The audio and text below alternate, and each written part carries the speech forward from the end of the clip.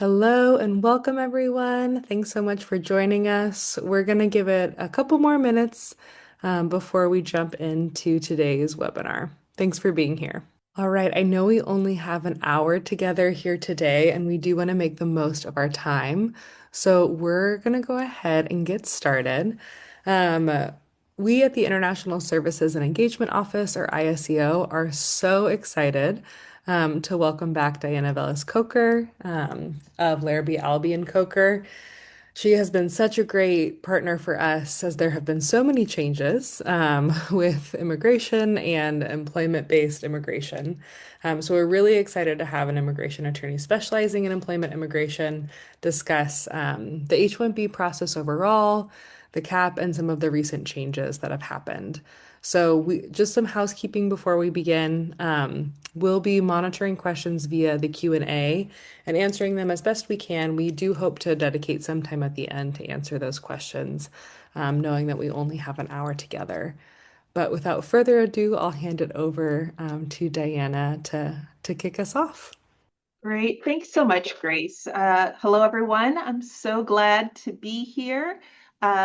This is definitely an important topic. There have been lots of changes on the H-1B front. And so I want to take some time to give everyone the lay of the land and spend some time talking about the various changes and how that can impact the overall process. And so, as Grace mentioned, I think questions are super helpful, and so want to make sure that we dedicate some time at the end for those questions. So for now, I am going to share my screen. So now let's talk about the H-1B visa category. So just taking a step back, the H-1B is one of the most common work visas for individuals to work in the United States. It is a temporary work visa, so it is a non-immigrant visa category. It is for professionals in specialty occupations. And so that is a term of art. And what that really means is that the position being offered is one that requires an individual to have a bachelor's degree in a specific set of fields in order to perform the job duties. So if the position requires a bachelor's degree in any field, it's not going to qualify. But if it's a position that requires a specific set of degrees, computer science, computer engineering, information technology, then we are in the H-1B realm. So not only does the position have to be one that requires that type of degree, but the individual has to have that degree or its equivalent. So it can be a US degree, it could be a foreign degree, it could be a combination of degree and work experience, but it has to be viewed as that bachelor's or its equivalent. In addition, the employer has to pay the prevailing wage for the job. So, Department of Labor plays a critical part in the H-1B process, and Department of Labor is actually concerned with U.S. workers. And so they want to make sure that H-1B workers are not receiving lower wages and impacting the US job market. So there's a requirement that the employer pay the prevailing wage for the position. This is one of the few visa categories that is very highly regulated. The employer has to make several attestations that they will comply with all of the various regulations for the H-1B process. But kind of digging into this a little bit more, there are some more details to know about the H-1B. And here's a critical one. The employer is required to pay all fees associated with the H-1B process.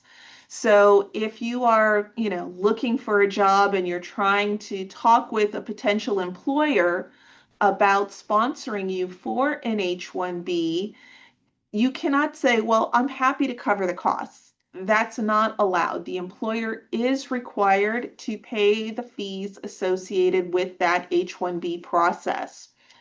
The employer is also required to offer return transportation home if they cut short the employment arrangement prior to the H-1B expiration on the petition. So you have a petition for 3 years, they terminate within two, they are required to offer return transportation home. They're not required to do that if you, as the employee, terminate that relationship. They also cannot put the H-1B worker on unpaid inactive status. That's called benching. And so they have to either provide active employment or pay for inactive employment.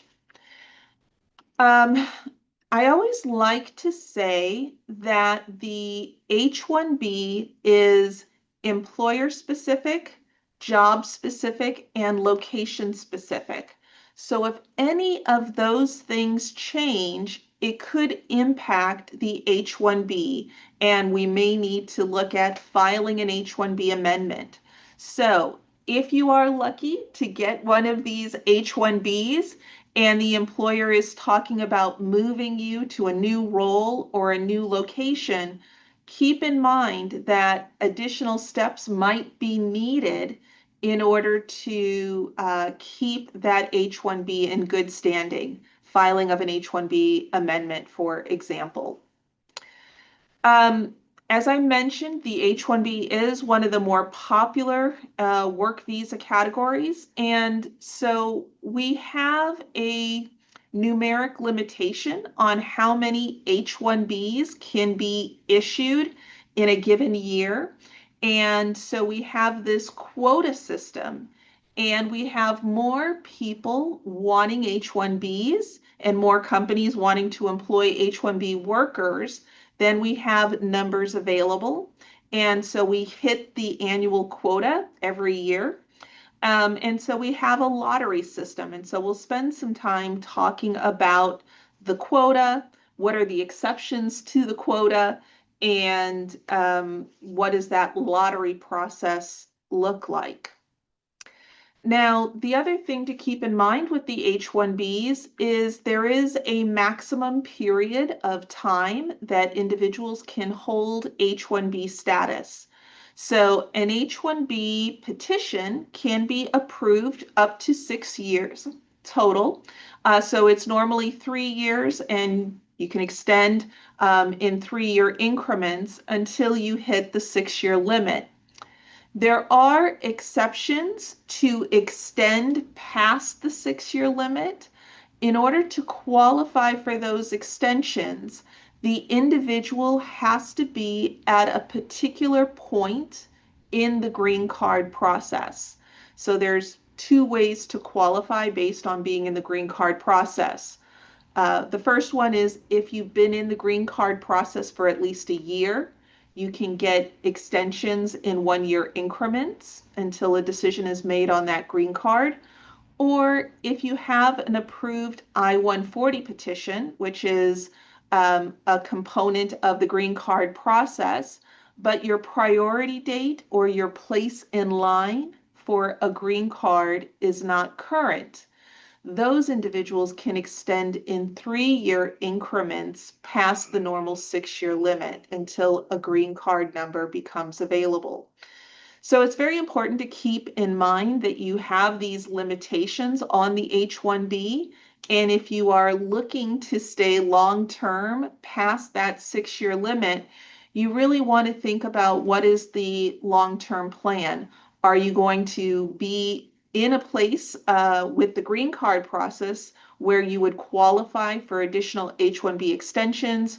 Are you looking at changing to another visa category? If not, or are you looking at returning home once that 6-year limit is reached? Another point that I wanted to talk about with the H-1B is something called cap gap. And so this is available to F1 students who are looking to change status to H-1B.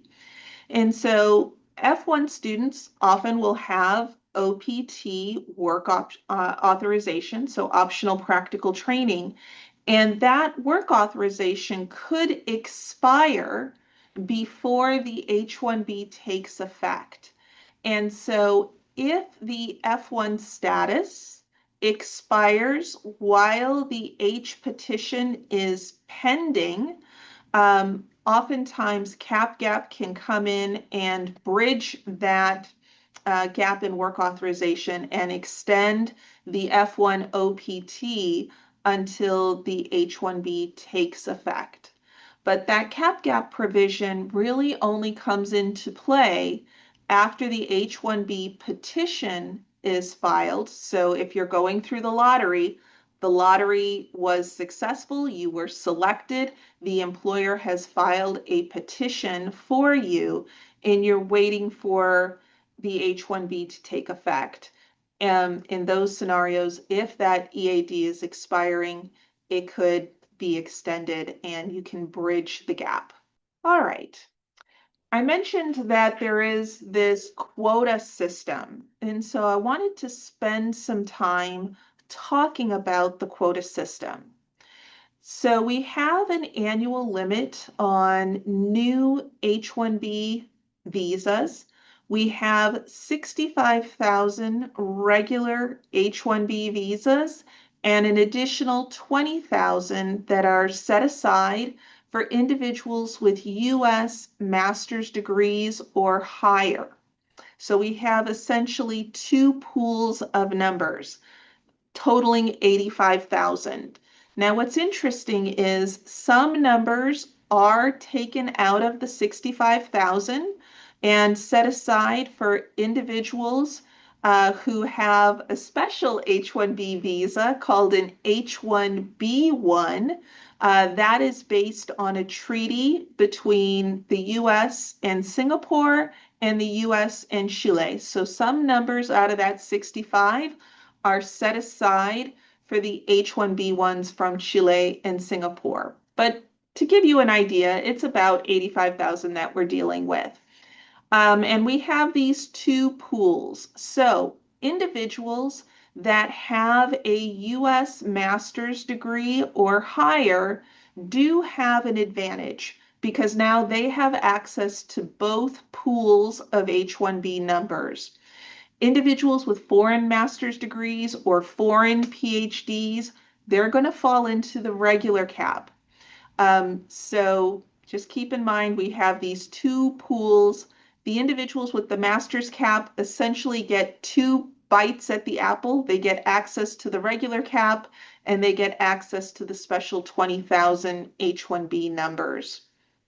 Now, there are some exceptions to the cap. Not every H-1B is subject to the cap. And so we should talk about which H-1Bs do not have to go through this lottery system with the annual cap. First of all, individuals that already hold H-1B status because they've went through the lottery previously, they are not going to be subject to this quota system lottery again when they change employers or when they extend status. Once you are counted against the quota, you're good. So we have those individuals, but then we also have what we call H-1B exempt employers. And these employers are not subject to the lottery or the quota system. They can get H-1Bs whenever they want, whenever they feel the need, they can apply for an H-1B. So they are outside of the lottery system. So who are exempt employers? We have these categories. We have institutions of higher education, so universities, colleges. They need to be nonprofit organizations. We also have, and this is really interesting, nonprofit organizations that are affiliated with an institute of higher education. So I'll give you an example. You have a hospital and they have an agreement with a university to have their nurses come in and receive training. And so they have an affiliation agreement. If that hospital is a nonprofit organization, they would be outside of the H-1B lottery system. So you have nonprofit organizations that have this affiliation.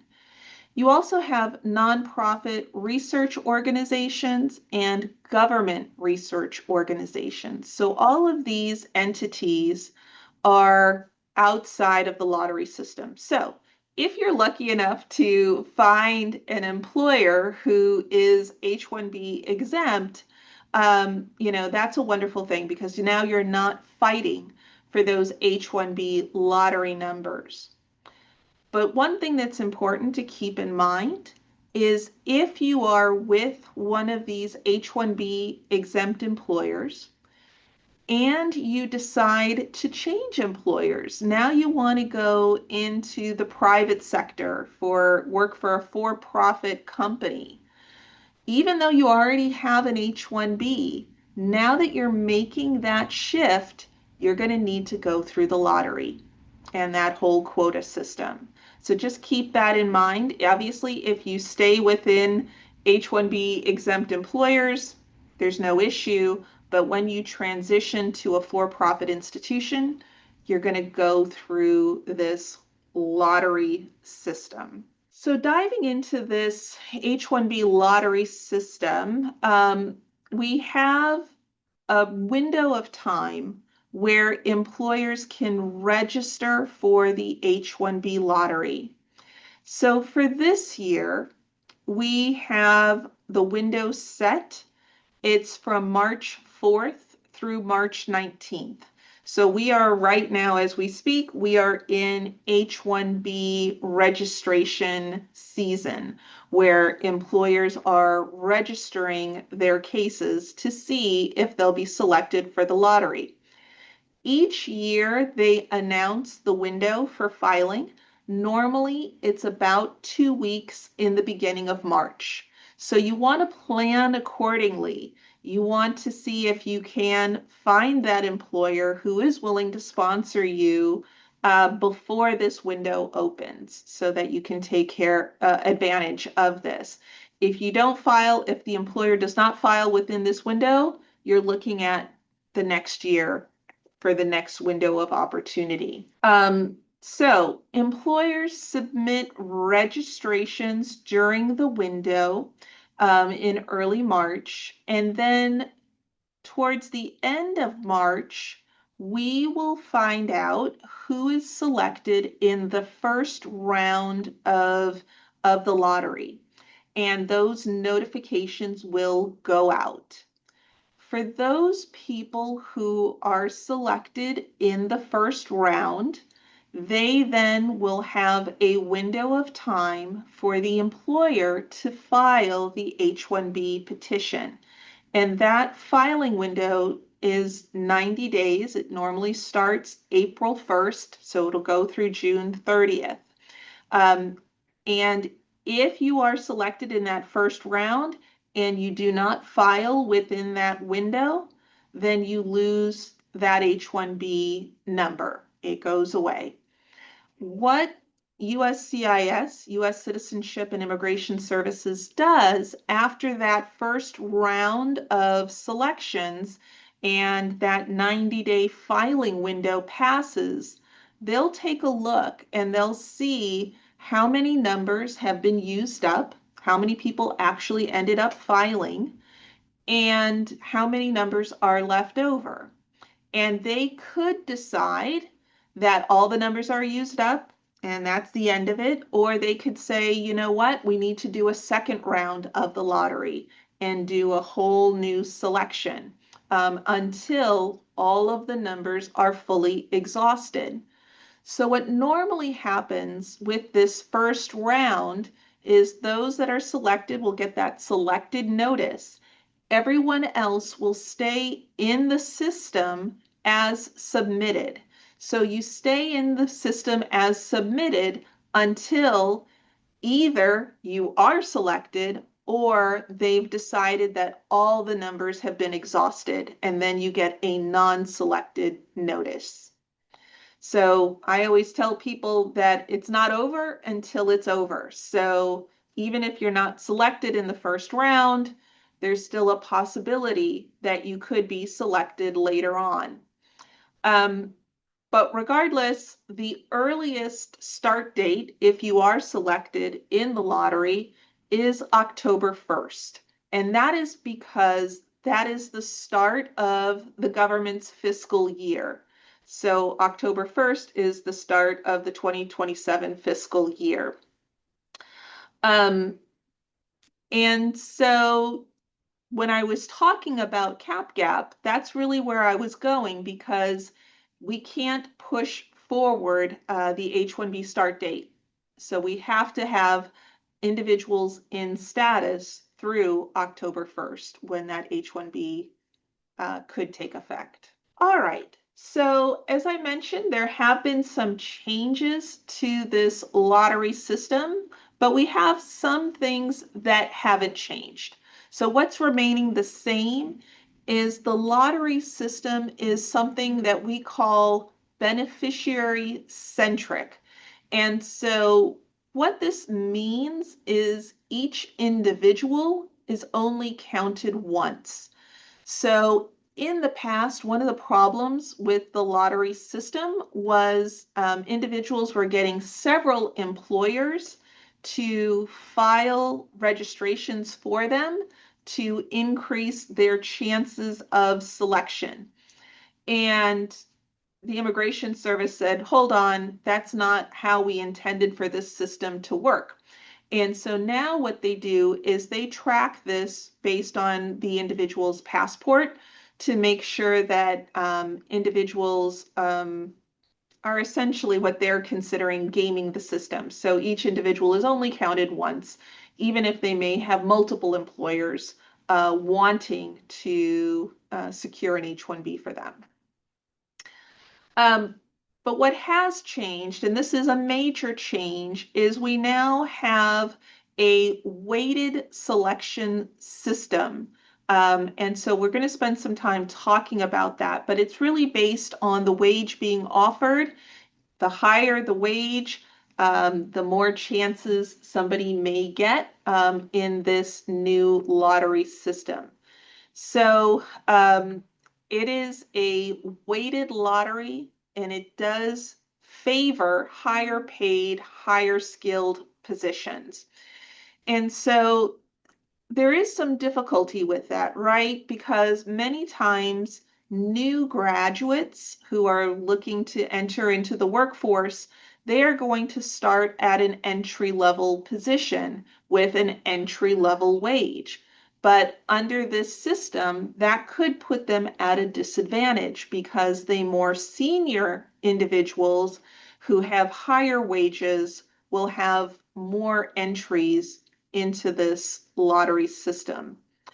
And so this system does increase the odds of selection uh, based on these higher wages. So let's dig into this a little bit. So this is the new framework that we are using. It still will be computer generated random selection, but individuals could have multiple entries into this lottery, increasing their chances based on the wage being offered. So, Department of Labor has a wage system that they utilize, and that wage system consists of 4 wage levels. Normally, level 1 is considered entry level, level 2 and level 3 are considered mid level, level 4 is normally considered highest level. And so what this new system does is it says, okay, let's look at this individual. What type of job do they have? So let's look at what are the wages for that occupation.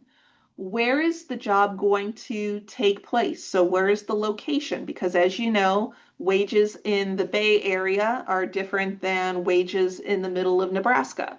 So they're going to look at the job, they're going to look at the location. Then they're going to look at the salary being offered and they're going to say, okay, where does this salary lie within this four-level system?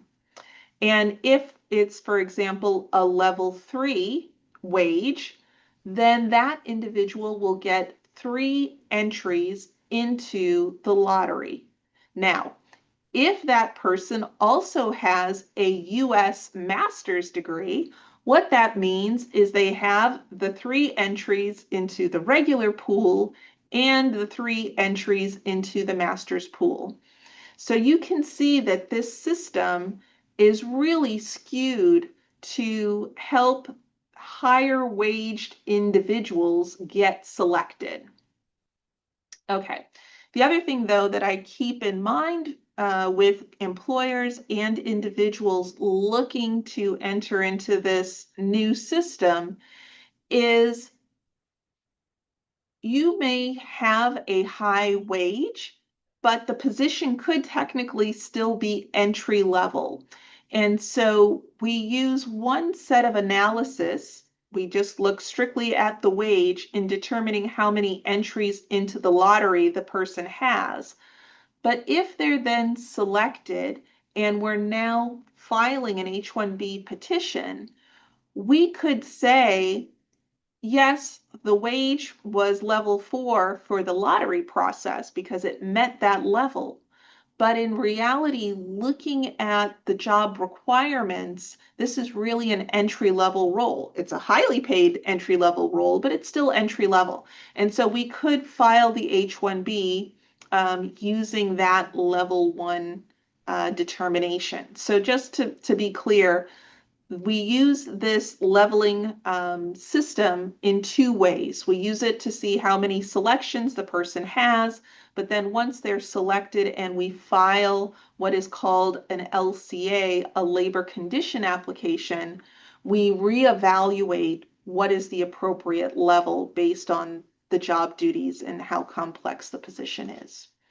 So I think it's really important for us to work with real life examples. So let's take this example. We have a software developer. They're working in Kansas, in Clark County, and they're getting a salary of $111,363 a year. So what we do is we go to this government survey, the DOL survey. We look up Clark County in Kansas, and we look up software developers.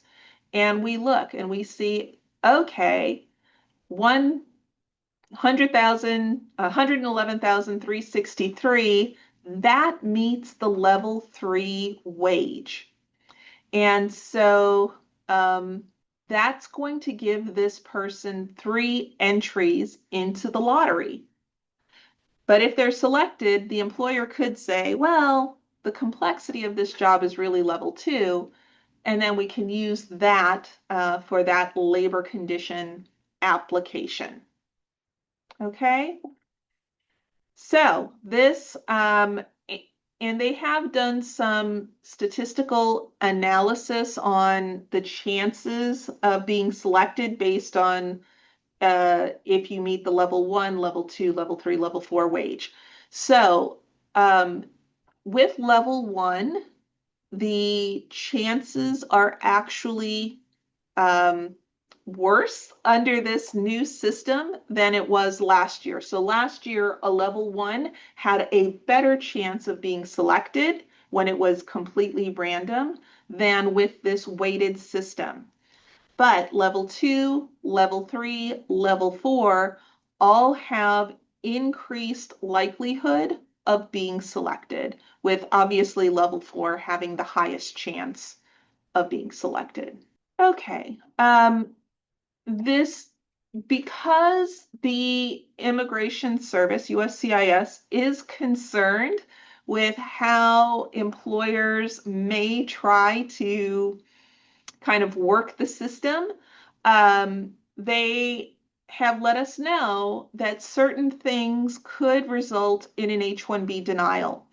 So if during the lottery process you say, yes, the wage meets level 4 and they get 4 entries into the lottery, but when it comes time to file the petition, the employer says, well, we've hit some hard times. We're reducing the salary. We can't keep that high wage. It's now going to be a lower wage. That could result in a denial. So the wage should remain constant from the registration to the filing. Now, obviously, if the wage increases, that's great. That's not a problem. What is a problem is if the wage is reduced. Another thing they said could result in a denial is if you say, hey, this H-1B position is going to be in Kansas and the wage meets the level 4 wage and the person gets selected in the lottery, and then it comes time to file and the employer says, well, we decided to move the position. It's now in San Francisco, which obviously would be a much higher wage situation. And so they said, hey, if we see that, that can also result in a denial. So just keep those things in mind. They're trying to stay one step ahead of, of these issues. All right. Just some things to keep in mind. We can still proceed with level 1 cases. So all hope is not lost if you have an entry level position with an entry level wage, that you're only meeting that level 1 wage, you get 1 entry into the lottery. It's still possible to be selected, because even though you only have 1 entry, you only need 1 registration to be selected, moving forward. As I mentioned again, the analysis upon registration is solely based on where the salary falls within the wage salary survey. So some of the things that we have seen, which is kind of interesting this year, since it's the first year we've had it, is we've seen a lot of wage discussions with the employers, sometimes deciding to increase wages in order to have more chances at the lottery process. Uh, Obviously, there are some pros and cons to that for the employer because there is pay equity. They have to make sure that all of their employees that are similarly situated also get that bump. But it is possible for an employer to say, hey, if we increase the wage $500, they'll get an extra entry into the lottery. We're willing to do that. So just to kind of keep that in mind. Uh, this next point, though, I think is very interesting. We think this year is going to be a very unique year for the H-1B lottery. We anticipate that there is going to be a lower participation rate. The fewer people or employers that submit registrations, the higher the increased chance of selection. So a lower participation rate could increase chances of selection. And so why do we think that there's going to be a lower participation rate?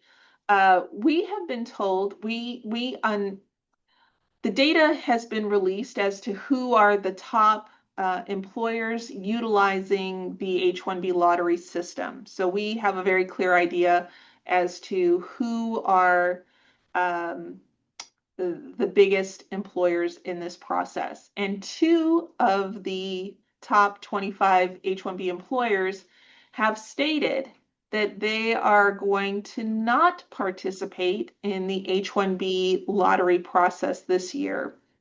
And so those two companies actually used up about two-thirds of the H-1B visa numbers last year. So that's pretty huge. And I'll talk about the reason why they've decided not to participate. And it has to do with the $100,000 fee, which we'll talk about on the next slide. But they basically have said that they're out. Also, some employers may decide not to participate just because there was a lot of confusion about the weighted system. There was confusion about this $100,000 fee and when it applies or not applies.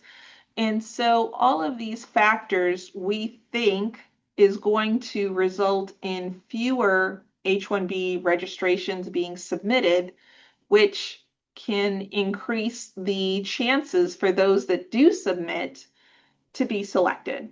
And hopefully this trend, of having a better chance of selection continues in future years. We just have to see. Um, but let's talk about this $100,000 fee because it got a lot of press, a lot of attention, but there was a lot of misconceptions about it. So this administration has implemented a rule that requires employers, not individuals, but employers to pay a $100,000 fee in certain situations. And that's the key. What are the certain situations when the $100,000 H-1B fee applies? First of all, it does not kick in at the registration stage at all. It only kicks in for certain cases when you actually file the H petition. And so here is the big point. This $100,000 H-1B fee does not apply to H-1B petitions that are filed and approved as a change of status inside the United States. So you're here, for example, as an F1 student, the employer files to change your status to H-1B inside the United States. No $100,000 fee if that H-1B petition is approved. So the key is if you are here, you don't want to leave. You don't want to trigger that $100,000 fee. You want to change status to H-1B inside the United States as a change of status or as an extension of status if you've already secured H-1B status. So for people who are here and we change their status successfully in the United States, no $100,000 fee. All right, so when does that $100,000 fee apply? It applies if the individual is outside of the United States at the time of filing.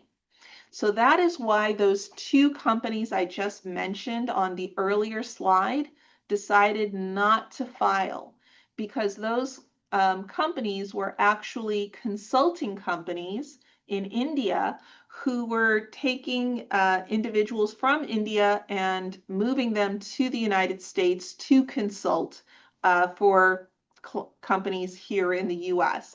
And they would have had to have filed and paid $100,000 for each person that they were bringing over. So that just did not work for them. So they said they're not participating in that lottery system. So if people are outside of the US trying to come in H-1B status, that $100,000 fee applies. It also applies if you file for a change of status or an extension of status in H-1B, but they don't approve it. They say you did not maintain status.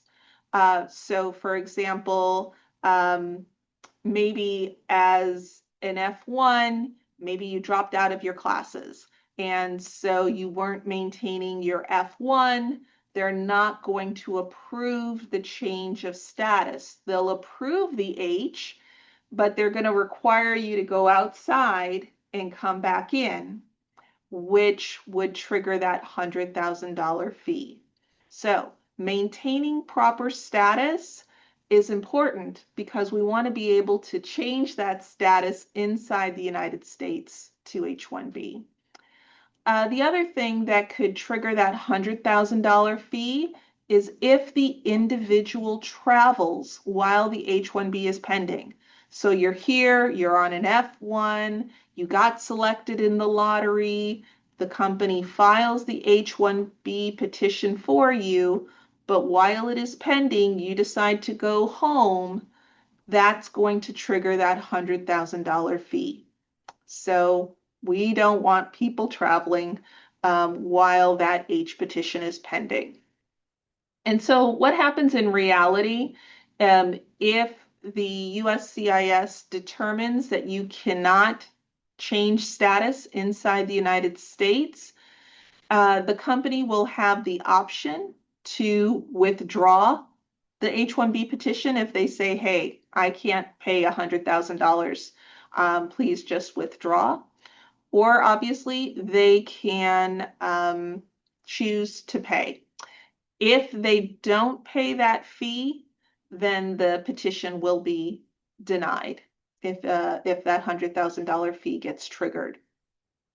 Okay, but I think the key takeaway, and a lot of employers were not focused on this, is that that $100,000 fee does not apply if you're in the United States and we can do either a change of status successfully or an extension of status successfully.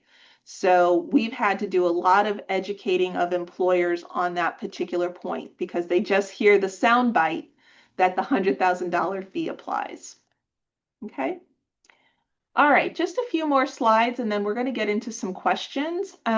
Let's say you've gotten this H-1B. You were lucky enough to get an H-1B number or work for an H-1B exempt employer and get your petition approved.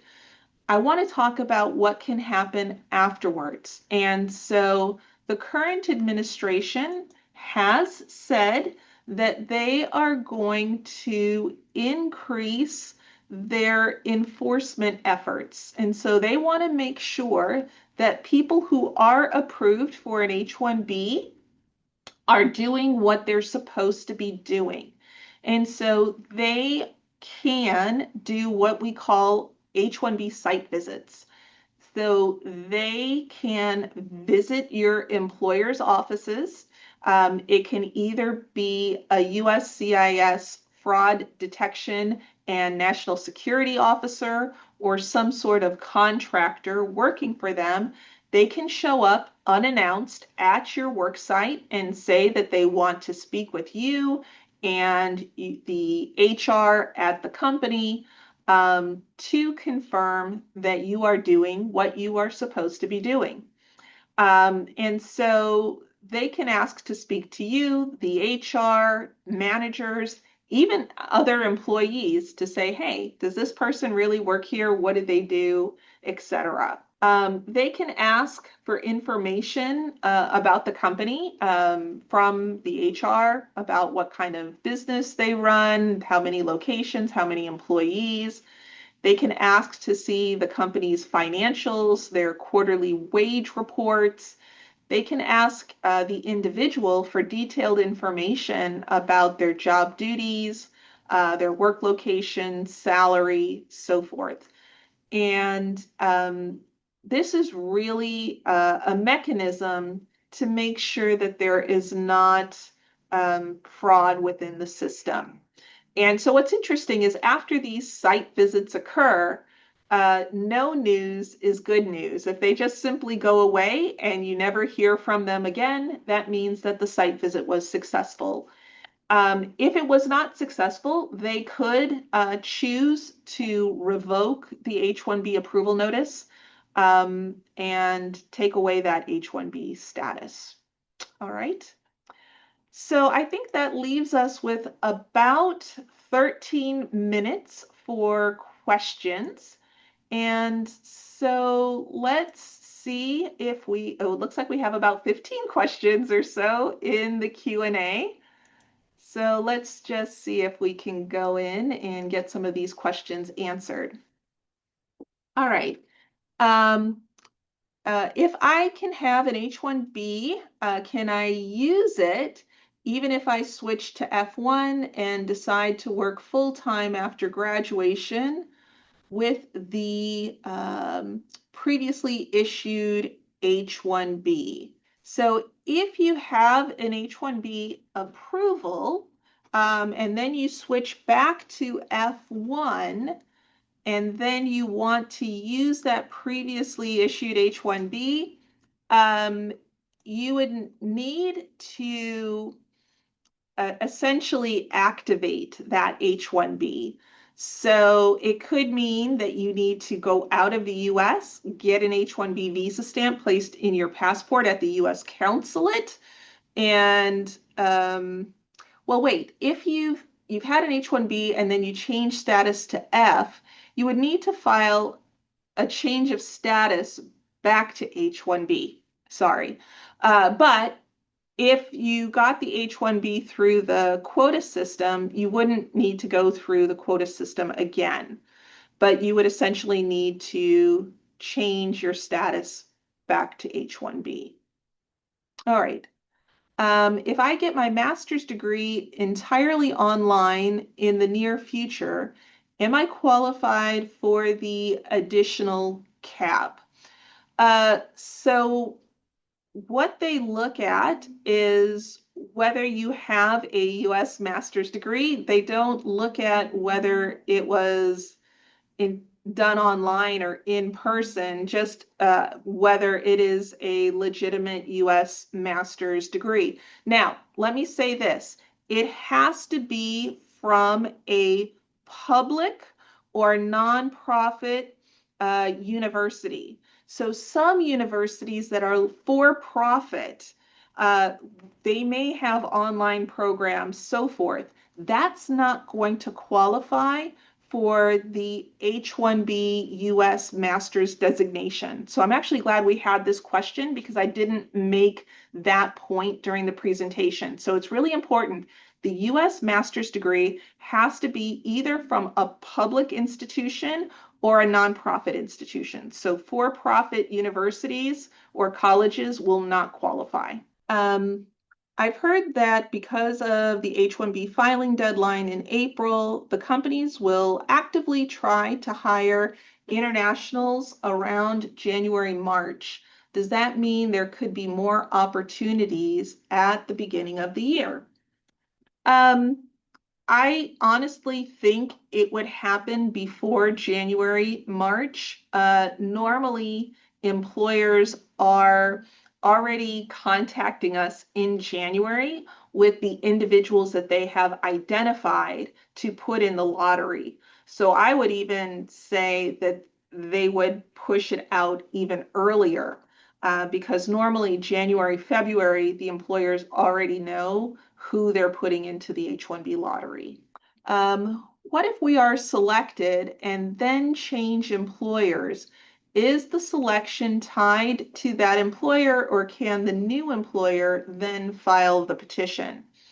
So the registration is for a particular employer. Now, so if you had one employer, they submitted a registration and you want to change employers, the only way that would work is if the H-1B employer that filed the registration also filed the H petition, you got it approved, and then you do a change of employer from there.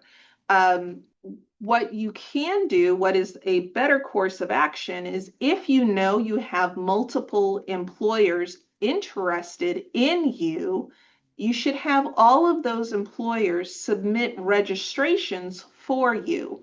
And then if you are selected, you could then choose which employers you want to file petitions for you. But what you really can't do is have one employer do the registration and then have the other employer file the petition. All right. How do they classify higher skilled positions? Is there any way or table to know which category is considered higher? So it's not really the position, but again, we're getting back to the wage. So you could have a software engineer who's making a level 4 wage, or you could have a director of engineering that's going to fall within a different category of computer and information systems managers. And maybe that person's only making a level 1 wage. You would say normally that the director of software engineering is a higher level position than a software engineer. But because that software engineer is making a level 4 wage for their category, they get 4 entries, whereas the director of engineering is only making a level 1 wage for their occupational category, they get 1 entry. So all of this information, though, is publicly available. The Department of Labor has their wages and their categories and locations. It's all there. It's the DOL salary wizard. And you go in and you can see, what are the wage levels for this occupation in this location and get that information. But again, it's really not based on higher skilled, but they look at your occupation, where you are located, and where does your wage fall within that pay scale. All right, what is the labor condition test? So here we have something with the H-1B process where we have to file a labor condition application. We call it an LCA. It's not a test. What it is it's a filing with Department of Labor where the company is saying we are going to pay the prevailing wage for this job and we are going to agree to all of these protections for the worker and for the other US workers. We don't have a strike going on, we're not going to bench the person, etc. So you're really not testing anything. You're just putting the Department of Labor on notice that the employer will pay the prevailing wage and that they agree to the many regulations that they have to comply with. Now, the labor condition application often gets confused with the labor certification application. So condition application, certification application. The labor certification application is the first step many times of the green card process, and that's where you test the local job market. But the labor condition application, the LCA, that's needed for the H-1B process, we don't need to test the US local job market. The only time where you get into that is if the employer was a willful violator or is H-1B dependent. And so those are very, very rare situations. So the vast, vast majority of employers, they file a labor condition application. They are not testing the US local job market as part of the H-1B process. All right, the next question is how long can I be unemployed between changing H-1B jobs? All right, we do have a grace period of up to 60 days. So if you lose your job, you could have up to 60 days of grace period where you are considered to be maintaining H-1B status, and you can use that time to change employers, change status, or simply wrap up your affairs and go home.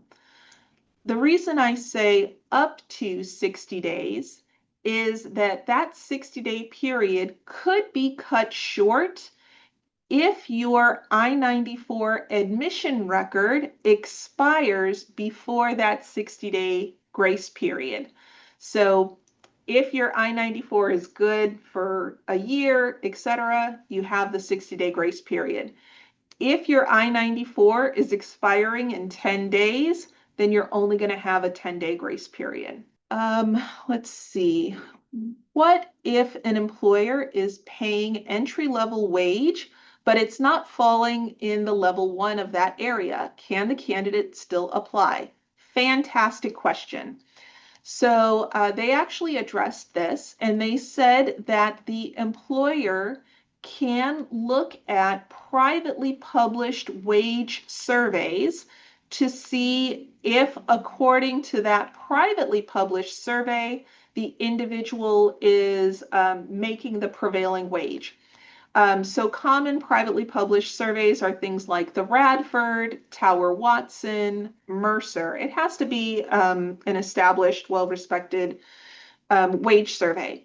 But if you are making the wage for that alternate survey, then you can still enter into the lottery. But here's the key. They say that you can only enter into it with the level one OES wage. So you're only going to get one entry is basically what they're saying. So you can use a privately published survey to say, hey, I'm making the wage according to Radford, even though I'm not making the wage according to Department of Labor's survey.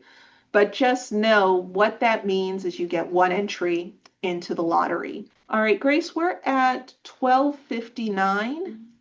I can go still, or we can wrap it up. It's up to you. I am totally fine to actually hang out for a few more minutes. So as much as you want to go, I am happy to support that. So Okay, we yes. can keep going. All right. So the let's see. The next question is, may I ask who are the two of the top 25 employers, or where can I look for it online? Um, I would definitely double check me, but I believe it's Tata and Infosys, but it's definitely available online. So I would encourage you to double check me and find that information online. Okay, I'm currently a Master's of Accounting student at the Rady School of Business with 3 elective courses in MBA and the remaining courses in accounting. I am applying for a job in business development, project management, and finance. How to fulfill OPT requirements that must be directly related to your field of study. I would definitely suggest connecting with the DSO, and they can guide you as to what they believe would further your field of study. I mean, really, that's the key, is you're trying to show that the work that you are doing in practical training furthers your educational studies. And I believe that there is wiggle room in that. Obviously, you cannot become a French pastry chef. You want to stay within your field of accounting and business. But I do think, speaking with your DSO, you may find that there is some expansion on how different work environments can further your studies. So I would just suggest connecting with the DSO on that one. Okay, I think we've already handled that one. Okay, so the next one is, if my major is not STEM, does that mean I only have 1 year of H-1B in the US? Since I'm open to eventually returning to my home country, I'm wondering how I should make the most of the 1 year opportunity to gain meaningful work experience. So you don't have 1 year of H-1B. I think what you might be referring to is the OPT for F1 students, the optional practical training. And so normally F1 students will have 12 months of optional practical training. And then if they have a STEM degree, they can extend for an additional 2 years if the employer is enrolled in E-Verify, which is a particular program regarding immigration compliance. But the H-1B does not differentiate between having a STEM degree or not having a STEM degree. As long as the position is a specialty occupation, you are going to be entitled to 6 years of H-1B time in the United States, and that can be extended if you are in a certain point of the green card process. So there is not a 1 year limitation on H-1B time. All right. Within the same wage level, is the lottery chance the same, e.g. random selection? Yes, it is. So the a level one software engineer gets one entry into the lottery. A level one elementary school teacher gets one entry into the lottery. They're all, and then at that point, you have the random selection process. If my H-1B petition is selected in the April lottery, how would I be able to change employers before the October 1st start date? Um, I think that is something that I would suggest speaking with an immigration attorney about that. I think that there are some serious concerns with that, and it's probably best to kind of delve into that one-on-one with a consultation. Are contractors qualified to file H-1Bs, or do they need to be full-time employees? So you do need to have a U.S. employer filing the H-1B petition. So you could have, if you are a contractor working for a contracting company, it is possible that the contracting company could file the H-1B petition, but you cannot file an H-1B petition on your own. You have to have a U.S. employer. So, but we have seen situations where contracting companies have filed H-1B petitions. The key is they have to show that there is an employer-employee relationship that exists between them as the contracting company and the individual. All right. Say I am on F1 OPT and with an extension, and I make it through the H-1B on my grace attempt while I am here at UCSD. Can I still avail the full OPT duration, and then my status automatically changes to H-1B? No, you can't. Normally, and let's just kind of talk that through. Uh, Normally, we would have had somebody file that type of case for counselor notification, meaning they have to go out, get the H-1B, and come back in to activate it. Doing that allows them to utilize a big chunk of their OPT work authorization, and then they only activate the H-1B when they're ready. They go out, they come back in. The problem is now we have the $100,000 fee rule. And so if you file it for a counselor, the company is going to get hit with that $100,000 fee. So the reality is you have to file it as a change of status, which means that H-1B is going to take effect October 1st of 2026. My employer wouldn't reveal my SOC until the submission. What should I do to make sure they're filing with the correct SOC? I think some employers are doing this because they do not want to engage in salary renegotiations, having employees kind of push them to increase wages, to get higher selection chances, so forth.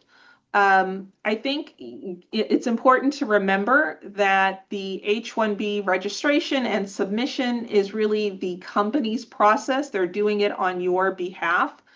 And so hopefully they are doing this process with attorneys, and the attorneys are consulting with them as to the appropriate SOC code. All right. I'm graduating on March 21st, and my employer is filing for my H-1B. My university has promised me a document for the H-1B petition. Can you explain what document would be required if the H-1B is selected and the deadline for the same? Oftentimes, you may be graduating at a particular date, but maybe you don't get the diploma in your hands until a little while later. And so oftentimes we will ask the individual to get a letter, for example, from the registrar's office to say that they have completed all of the requirements for the degree, and that the degree will be conferred on a later date. So that could be this situation. Obviously not knowing the full details of your case, I can only kind of hypothesize here, but it's probably simply confirming that you have completed all of the requirements for the degree. And so I would suggest, as soon as you are eligible to get that letter, whatever that letter is requesting, that you do it. You don't want to hold up any process.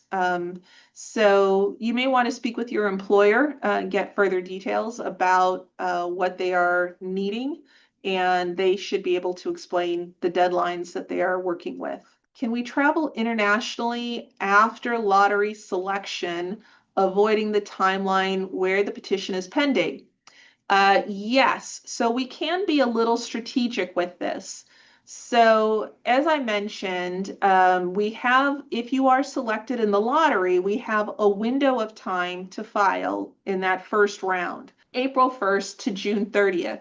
So, you could decide, I want to travel in April and May, I'm coming back June 1st, and you then file the H-1B petition June 2nd.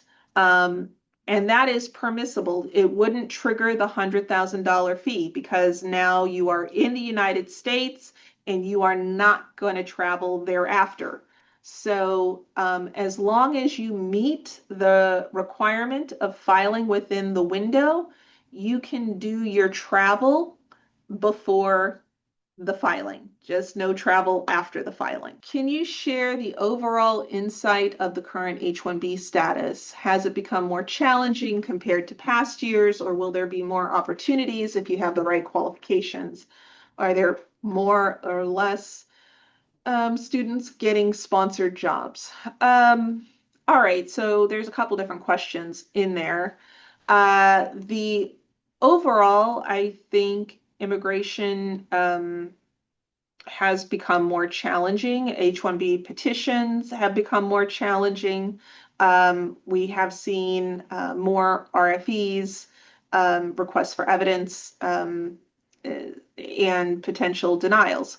I think that things are just overall, regardless of the visa category, becoming harder. All that to say, I think if you have a strong case, you should still feel confident that the case will be approved. So if you can show that the position is a specialty occupation and you have the relevant degree, there should be some confidence there, but there are no guarantees. And as I mentioned, things are becoming more challenging. We are seeing employers in general being a little less enthusiastic in sponsoring H-1Bs. There's a cost component. There are constant immigration challenges. So I think employers are thinking more carefully about who they are sponsoring to make sure that it is a worthwhile investment. All right. Is day one CPT still a legitimate pathway for H-1B visa holders who fail to get a lottery and need to look for schools? Technically, day one CPT is still an option. I think that requests for evidence are should be expected and anticipated, and very detailed information is going to need to be submitted to show that the day one CPT is an integral part of the academic program. And I think that you need to go in understanding that USCIS can scrutinize and question this type of submission. It's still possible, but I think you need to go in understanding that there are risks with it. I had a question regarding travel while on F1 OPT with a pending H-1B. Suppose I am currently maintaining valid F1 OPT status. My employer files an H-1B petition on my behalf. If I need to travel outside the United States while the H-1B is pending, would I trigger the $100,000 fee upon reentering? It's not, let me just finish the question. Or since I would still be maintaining my F1 OPT status, would I be able to re-enter the US on my F1 OPT without triggering that fee? In that situation, would the only consequence be that the H-1B petition may no longer be valid, requiring my employer to file a new petition in a future cycle? I would appreciate any clarification on this. Okay. As soon as you travel while an H-1B change of status is pending, that would trigger the $100,000 fee. It doesn't matter that you are maintaining F1 status. The $100,000 fee does not apply if you remain in the United States. But if you travel, that would trigger that fee. It's not necessarily upon reentering, it's upon departure. And the employer would receive a notice saying, we believe the $100,000 fee is required. Please pay. And the employer could either choose to pay or withdraw the application or the petition, I should say, at that time, and then they can try to reapply at a later cycle. Who should we students reach out to if we have more specific questions? Would writing to dcoker@larrabee.com yield a response? Or who or which other organization like LAC LLP that we can reach out to? You can reach out and request a consultation to meet with one of us in our office. You can reach out to me at that dcoker@larrabee.com. We do schedule those types of consultations. There is a fee that's associated with consultations, but that would really be the best avenue to discuss case-specific questions. All right. Thank you for the wage level answer. Can you please repeat the survey names? I would love to note them down. Sure. So there are a variety of privately published surveys. The most common are the Radford survey, so Radford, Radford. And then you have Tower Watson, and then there is Mercer. So those are the three big ones.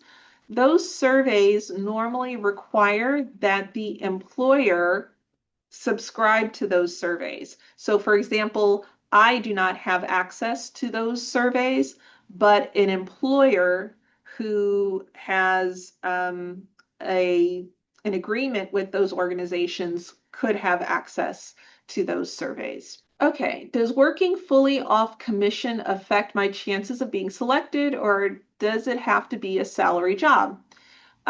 So the employer has to agree to pay you the prevailing wage for the position.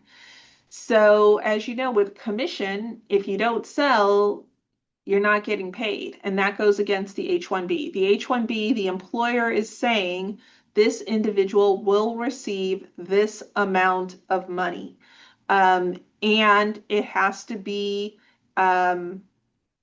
paid at a normal rate. So you can't just wait till the end of the year and say, here's your lump sum. You made the prevailing wage for the position, but it has to be a systematic type of payment. So in that scenario, I don't think a commission would work because the employer cannot guarantee that you would make the base. But if the employer is willing to say, we're willing to pay you this prevailing wage, and then you can get a bonus commission on, anything else you do, you could do that, but you can't just have a pure commission situation. All right, following up on the travel, why can't we travel after filing the H-1B visa if on F1? The issue is the $100,000 fee. That's why. Um, if the $100,000 fee is not an issue for the employer, then yes, you can't travel. Is the H-1B petition available for people whose F1 work visa has F1 visa has expired, but they're staying based on the I-20? Okay. Um, when we talk about maintaining status, we're not focused on the visa stamp in the individual's passport. What we're focused on is the I-94 admission record and any other supporting documents. So for F1 students, the I-94 says it expires D/S, and that stands for duration of status. So then we look at other documents to see when does that duration of status end. It could be when the EAD expires, or it could be if they're still in school, what is their we look to the I-20 to see when are they expected to complete the program. So we don't really look at the visa stamp. Lots of people have expired visa stamps in their passports, but they are still in status. What we look at is the other documents, such as the I-94, the EAD, the I-20, etc., to determine if they're in status. All I right. just want to extend a huge, huge thank you. Diana stayed on out of the goodness of her heart to answer all of these questions. So truly, that is so kind and so generous. Yes, we also want to thank you because, as many of you know, here at ISEO, we are legally authorized to advise on the F1 and the J1 student visa. But the transition to the H-1B is actually outside of our scope. And so having partners like Diana and the folks at Larrabee Coker, Albee and Coker are really essential in understanding that process. So if you would like to consult for more case-specific questions, her contact information is there on the screen, as well as for the firm in general. And we just want to thank you again, and have a great rest of the day, everyone.